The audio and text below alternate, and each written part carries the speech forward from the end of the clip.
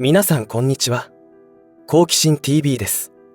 今回の動画では大量移民によって国家存亡の危機にまで達しているアメリカの情報をシェアしていこうと思います。アメリカの危機というのはいろいろなセクターで進んでおり、同盟国としての日本はどれをとっても悪影響を受ける状況にあるにもかかわらず、メディアではほとんど報道されていないと思います。たまに出先でテレビを見ると、椅子の国と浜部隊の戦闘によって被害を受けている一般市民が悲しみに明け暮れているシーンを何度も繰り返し見せつけられます。日本のメディアは間違いなく西側目線での映像なので、不幸な目に遭っている現地の方々の状況には胸を痛めつつ、それらの映像を配信している意図も考えなければならないでしょう。アメリカで起きている移民問題は間違いなく日本にも波及してきます。人道支援に紛れて工作活動が展開されているという視点を持たないと、アメリカのように国家存亡の危機にまで及んでしまいます。そして気候難民という造語まで登場していますし、それらを受け入れざるを得なくなった時に、日本社会はかつての常識では身を守れないということになります。一歩も二歩も先を歩んでいるアメリカの実情を知ることが生き抜く力にもつながると思いますので、ぜひ最後までご視聴ください。このチャンネルでは自分や家族の身を守るためにできることや、日本人がこれ以上騙されることがないようにするための情報を発信しています。チャンネル登録がお済みでない方はぜひチャンネル登録をお願いします。さて、皆さんはアメリカの現状についてどのくらい情報をお持ちでしょうか。アメリカという国はもともとが移民によってできた国ということで、特にニューヨークは人種のるつぼと言われてきました。なのでアメリカの移民問題といってもいまいちピンとこないのではないでしょうか。ところが日本も移民問題ということに関してはこれから人事ではいられなくなります。文化の違う人たち同士が集まってコミュニティを作るというのは、アメリカに行けば日本人街というのがあって、そこでは英語が不要なくらい快適に暮らすことができるなど自然発生的な現象になります。ところが今アメリカで起きていることというのは、社会崩壊や国家存亡の危機といえるような深刻な状況になっています。その問題の深刻さは私たち日本人にも間違いなく影響を及ぼすことになるので、独自で情報を集めて分析をするというと堅苦しい表現となりますが、自らどう思うかなどを考える必要があると思います。結論から言うと、私が考えるアメリカの危機とはあまりに多方面で問題を抱えていますが、思いっきり集約するなら、1、アメリカ経済の崩壊、2、アメリカの共産主義化、全体主義化となります。このアメリカの問題というのは、主権国家としての体を成していない日本にとっては同じ道を歩む可能性が高いと考えた方がいいです。つまり、アメリカで起きることは日本でも起きるということです。1について何が起きているかというと、2023年3月にアメリカの中堅クラスのシリコンバレー銀行が破綻したニュースが世界を震撼させました。その時に話題になったのは、一夜にして数億ドルの預金が引き出され破綻につながったということで、SNS の普及の恐ろしさの一面を知ることになりました。その後、引き出された庶民の預金の行き先はどこになったかというと、より大きく安全な銀行へと向かい、例えばバンクオブアメリカなどに預金が集まりました。もう少し掘り下げると、資産残高26位以下の中小銀行の預金は瞬間に1200億ドル、日本円にして約18兆円もの預金が流出しており、一方で資産残高25位以上の銀行の預金が666億ドル、日本円にして約10兆円増える結果となっています。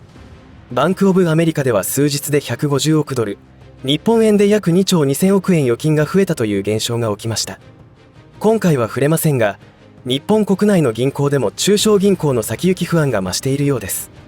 ところがそのバンクオブアメリカなどの大手銀行に異変が起き始めました。アメリカ通貨監督庁の発表によると、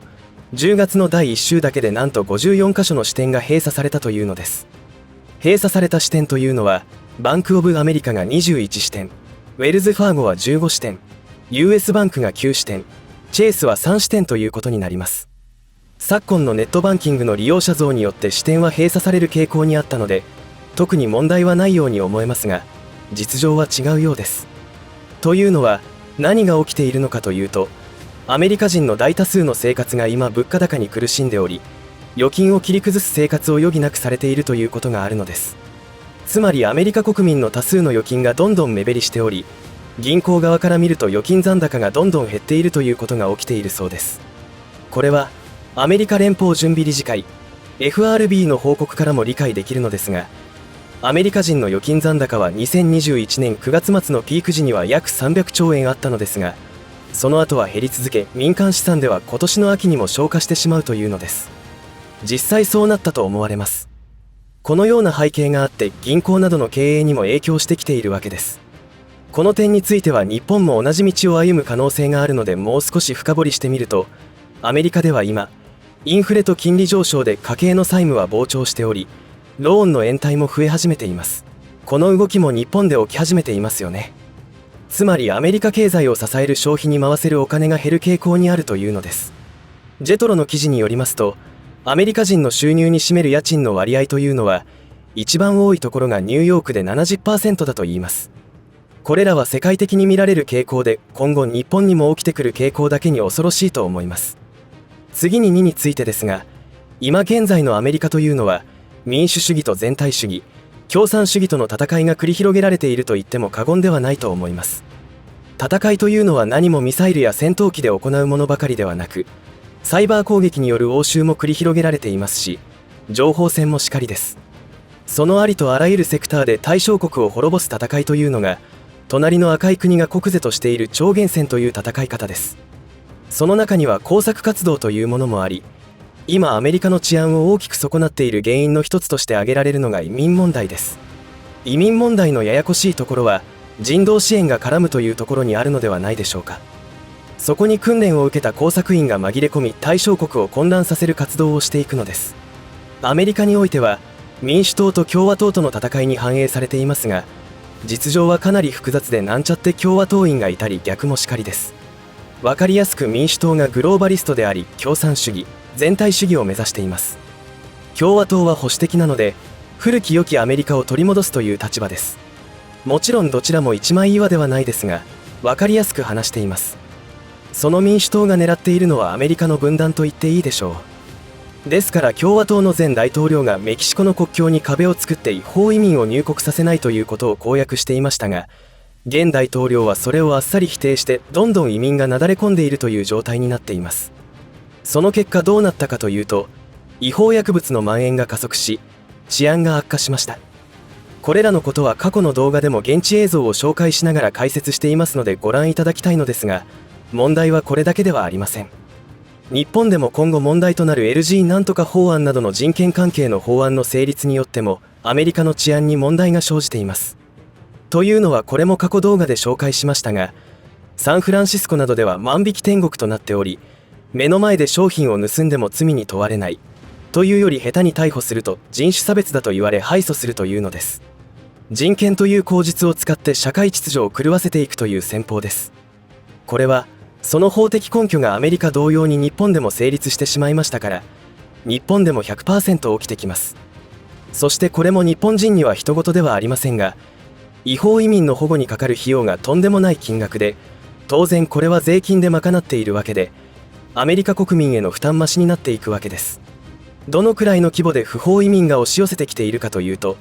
平均で月20万人です。その中で難民申請が下りるのはごく一部であり、その他の人たちはそのまま不法滞在という形になっています。ちなみに日本への外国人移住の人数は法務省の発表では年間約20万人くらいなので、アメリカの深刻さがわかるのではないでしょうか。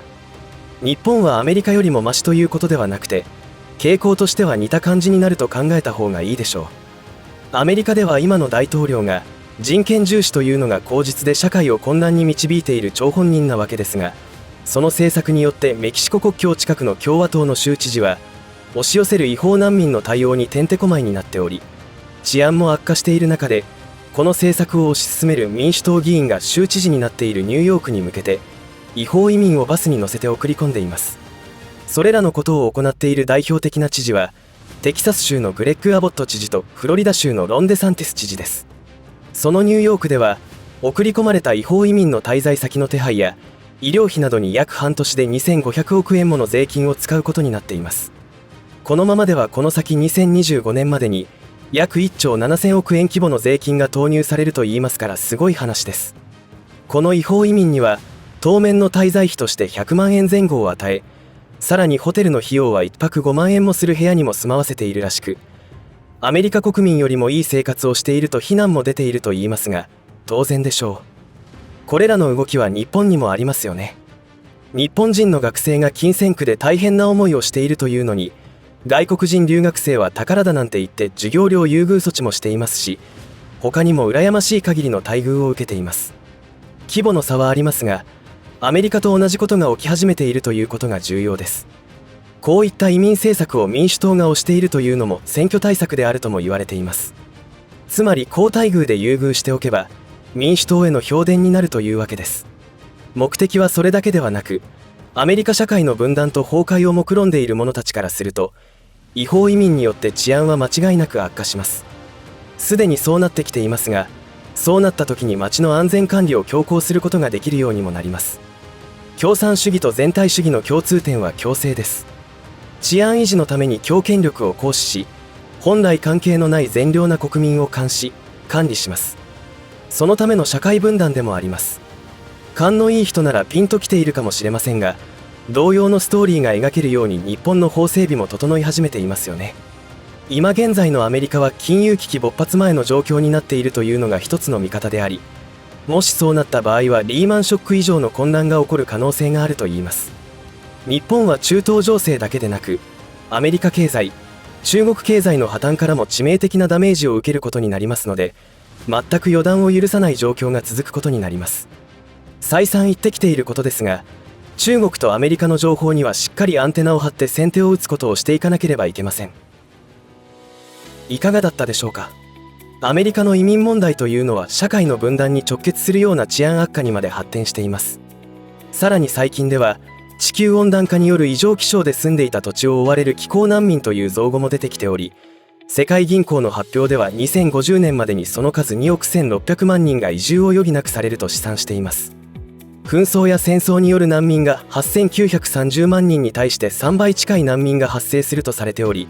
水に恵まれた日本を目指して移住してくる人たちもかなり増えるでしょうし、今の政権ならウェルカム状態になるのでしょう。しかし考えてみれば人類史においては民族大移動というものが何回かあったわけで、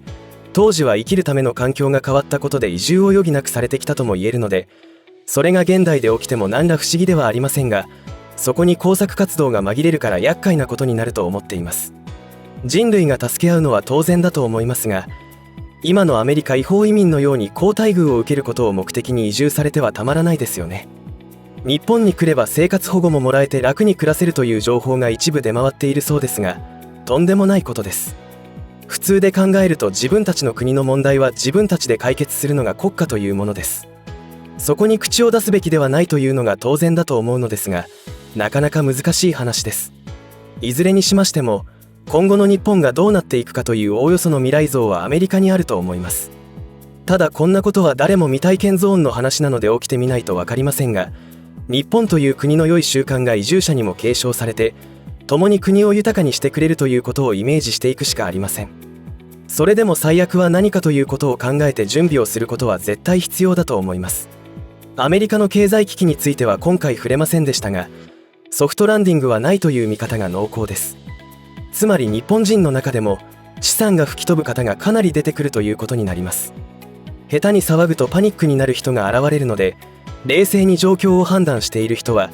静かに資産の保全に動いていることは間違いありません。最終的には自分で情報を集めて行動する人が生き延びるのだと思います。私などは財産と呼べるものは行動力ぐらいしかないのであまり心配していませんが、万が一経済ショックが起きた時には数年生き延びるだけの備蓄で命をつなぎ、グレートリセットという歴史的瞬間を俯瞰していきたいと思っています。